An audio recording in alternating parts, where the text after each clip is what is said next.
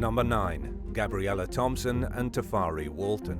In March 2019, 27-year-old Gabriella Thompson was tied up and stabbed 16 times in New South Wales, Australia.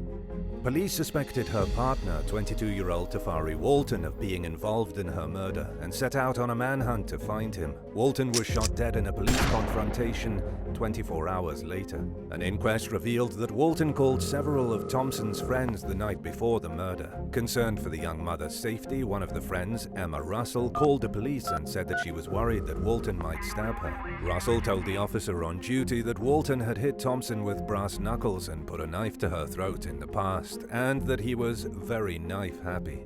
Senior Constable Callum Parsons disputed Russell's claims about what she said in the phone call to the station. While he admitted that the report he took was brief, he claimed that he was unaware of any concern that Thompson was at risk of being killed. Given the perceived lack of any reason to worry, Parsons conducted a welfare check over the phone rather than in person. Thompson reportedly sounded fine and said that she didn't need any police assistance. Her death sparked widespread outrage over law enforcement's failure to protect Thompson when they had the chance, especially given the documented history of violence between the pair. An inquest into the murder recommended that police conduct welfare checks in person moving forward.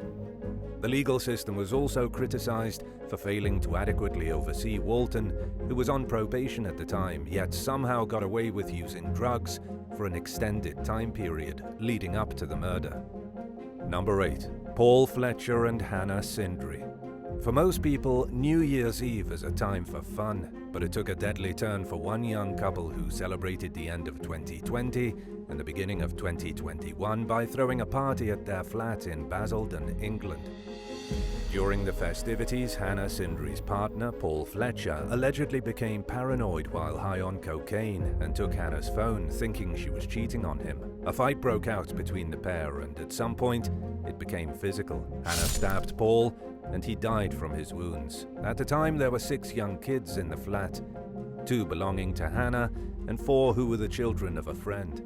A witness told police that they saw Hannah waving a kitchen knife in her hand and threatening Paul with it. Moments later, he fell over. Hannah and her friend, Kelly Blackwell, initially blamed each other for Paul's death, but an extensive investigation found that all signs pointed toward Hannah as the killer, and that the evidence indicated that she acted alone. Hannah was convicted of Paul's murder and received a life sentence with a minimum of 14 years and 5 months.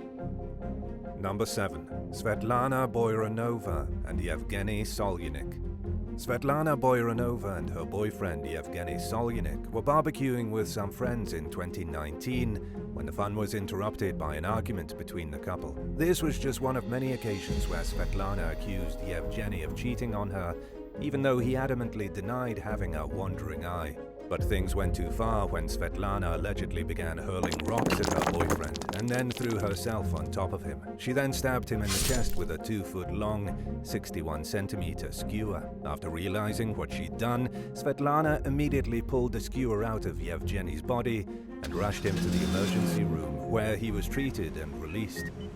They returned to the picnic and resumed their day like normal. By the following morning, Yevgeny's condition had worsened. Svetlana took him back to the hospital, where doctors discovered that his heart and lungs were punctured from the attack. They performed emergency surgery, and he died on the operating table. When questioned by authorities, Svetlana admitted to stabbing her boyfriend and was charged with manslaughter. She received a 6.5-year prison sentence and was ordered to compensate Yevgeny's family. The jealous killer blamed hospital staff for the victim's death, since they failed to properly identify his condition the first time he went in for treatment. But it was clear that Svetlana had a severe jealousy problem, and it wasn't the first time she stabbed Yevgeny, making it difficult for anyone to support her claims of innocence. She apologized to Solyanik's family in court, but her remorseful words did little to ease their sense of loss over the needless tragedy. Number 6. Laura Day and David Syring. Laura Day and David Siring were both married when they began an affair in 2012. Within months, they were both divorced. But Siring's ex-wife included a clause in the divorce decree that his son couldn't stay overnight at his home in Corpus Christi, Texas, if a woman was there, unless David was married to her. So he and Laura went to Vegas and tied the knot. From Siring's perspective, there were some pretty obvious red flags, including Laura's jealousy toward his ex-wife. But Laura was loving toward David and his son, who visited the couple on weekends, so he overlooked her concerning behavior. One day, just 2 months after they got married, Laura picked David's son up and took him to the beach while David worked. They stationed themselves in a suspiciously secluded area. Laura didn't make her stepson wear a life vest, despite the waters being rough. She would later claim that the life vest was causing the boy's skin to itch. Something went horribly wrong, and Laura found her stepson unresponsive, but instead of dialing 911 or trying to administer CPR, which she was trained in, she drove him 12 miles, 19.3 kilometers, to the hospital. By the time they got there, it was too late to save his life. Laura insists that her stepson's death was a tragic accident, but she was sentenced to life in prison for his murder. In addition to evidence pointing toward her guilt in the case, her past was fraught with signs that she was capable of killing. She was actually convicted of murder back in 1982 after killing her boyfriend in a murder-suicide attempt. Because she was a minor, the law went easy on her, and she spent just 6 years in a juvenile facility. Laura had also previously been convicted of bigamy and insurance fraud, indicating that breaking the law wasn't something she did once in a while, but was perhaps a lifestyle, and that the Sirings were simply her latest victims in a ruthless quest for self-gain. Number 5. Jeff and Brandy Hall. 32-year-old Brandy Hall was a dedicated firefighter and paramedic for the Palm Bay Fire Department in Central Florida. Her husband, Jeff, was the Osceola County Fire Chief. The couple had been married for 11 years when their seemingly idyllic lives ground to a screeching halt in 2005. Jeff was arrested for running a large-scale marijuana-growing operation, and Brandy was accused of participating in it. They both lost their jobs and their highly respected positions within their community. Brandy told investigators that she was totally unaware of her husband's drug-related activities, and they determined that she was telling the truth. She seemed genuinely shocked by the ordeal, which soon took a noticeable toll on the couple's marriage. In exchange for getting her charges dropped, Brandy agreed to testify against Jeff at his upcoming trial. In the meantime, she took a volunteer position with the Malabar Fire Department as part of her efforts to re-establish her reputation. And while Brandy was frustrated with how things were going in her marriage, she stayed with Jeff in an apparent hope that he would turn his life around, and most likely for their kids. The night before she was scheduled to testify, Brandy left her volunteer firefighting shift early. After failing to reach his wife on the morning of his trial, Jeff reported her missing. Brandy's pickup truck was found submerged in a local pond later that day, but she remains missing to this day. Over the following years, several of her belongings turned up in various beaches and canals.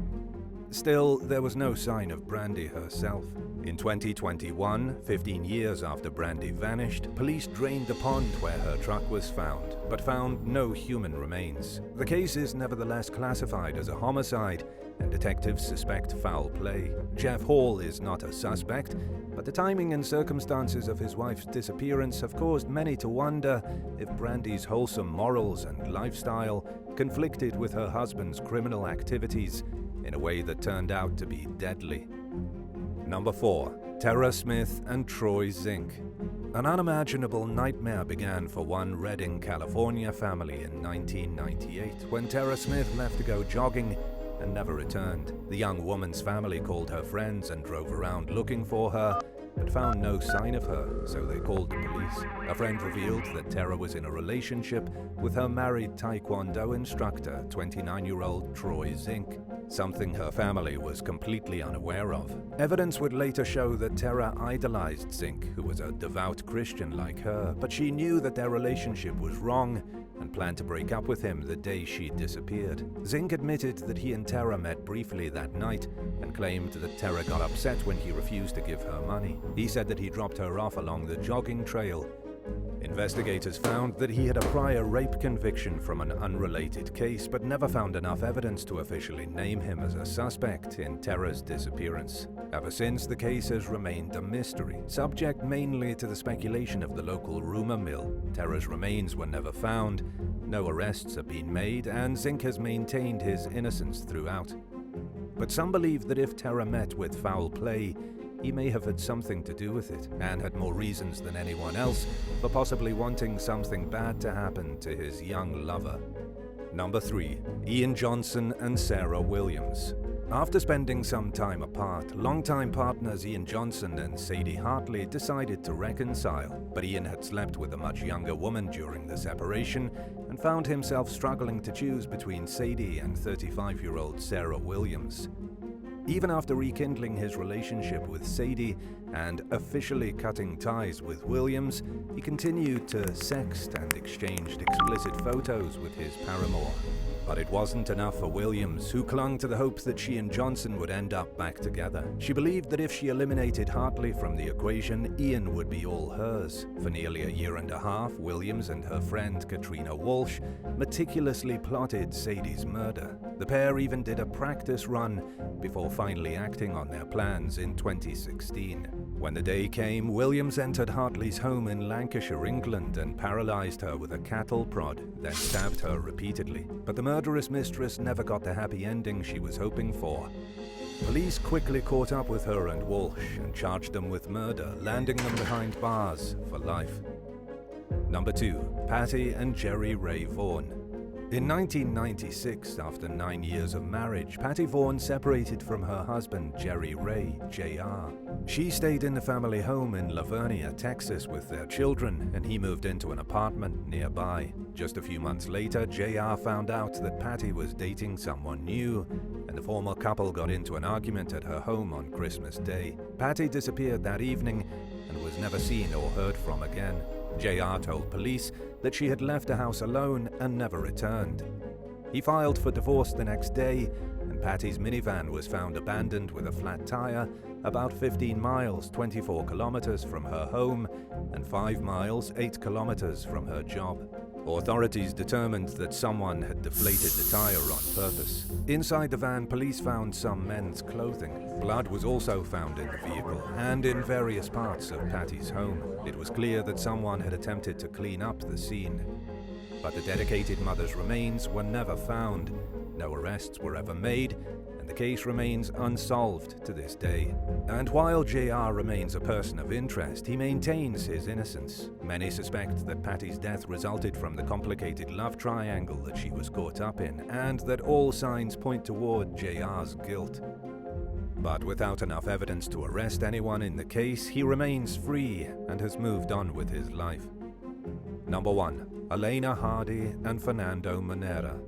One day in 2021, a neighbor became concerned when they saw 26-year-old Fernando Monera pacing up and down First Avenue outside his Manhattan apartment building. Noel Enrique Bermudez would later tell the New York Daily News that Monera had hatred in his eyes as he clenched his fists and uttered misogynistic slurs, followed by statements about how he was going to do something stupid and that someone was going to get hurt.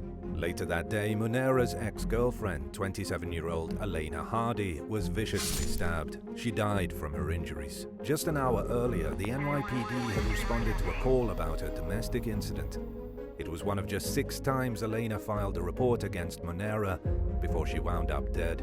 She also had an order of protection against her ex-boyfriend, leading many to believe that the system had failed her. After the police left that final day, Monera broke into the apartment through the fire escape and attacked Hardy with a knife. Elena fought back, and Monera was taken to the hospital in critical condition with stab wounds to his neck and chest. He faces murder, burglary, and criminal contempt charges in connection with Elena's death.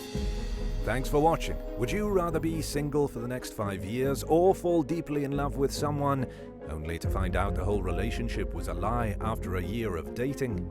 Let us know in the comments below, and don't forget to subscribe. See you soon. Bye.